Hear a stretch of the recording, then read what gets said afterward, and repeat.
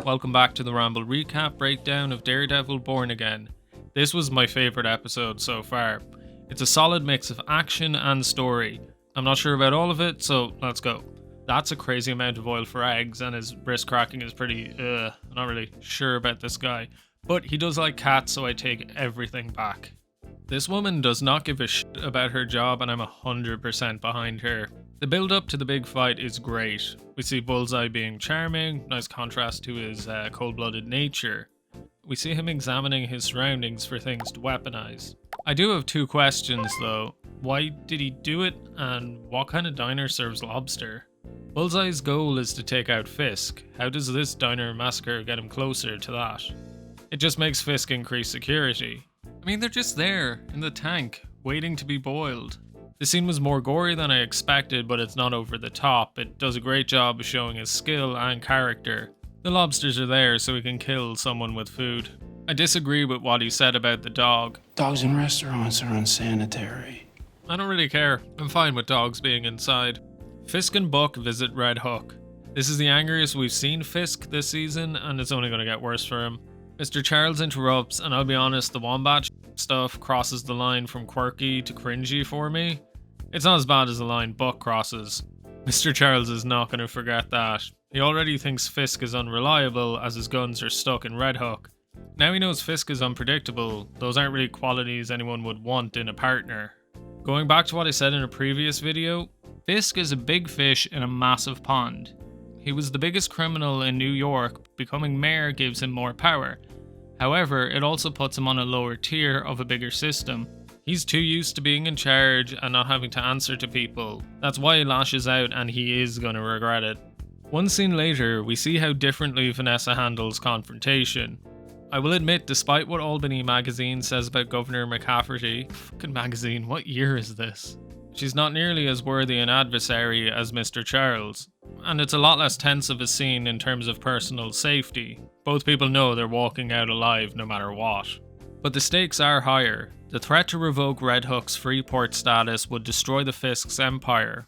Regardless, Vanessa doesn't get angry at McCafferty saying Fisk is a bull or that she doesn't agree with how he wields his power. Vanessa and Fisk make one very similar move and one very different move. The similar move is they're both honest. Fisk says he can't move the guns because of Daredevil. Vanessa is honest about her reason for being with Fisk. And now I can't imagine it being any other way. It seems more honest, while Fisk is making excuses and showing he's not in control.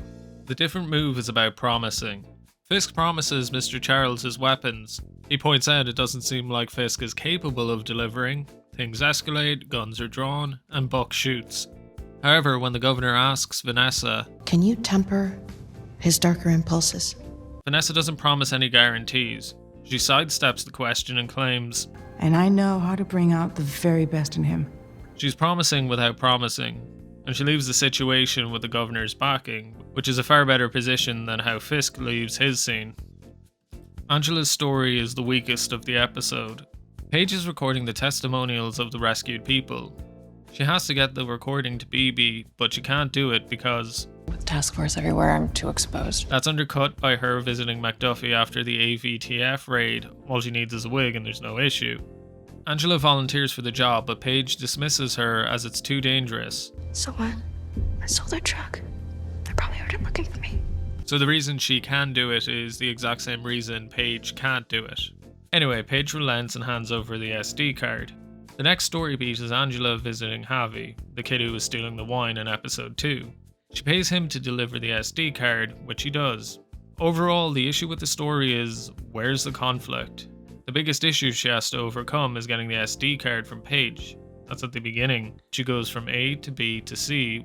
There's no struggle. The aspect of will or won't Javi fulfill his promise is tension, not conflict.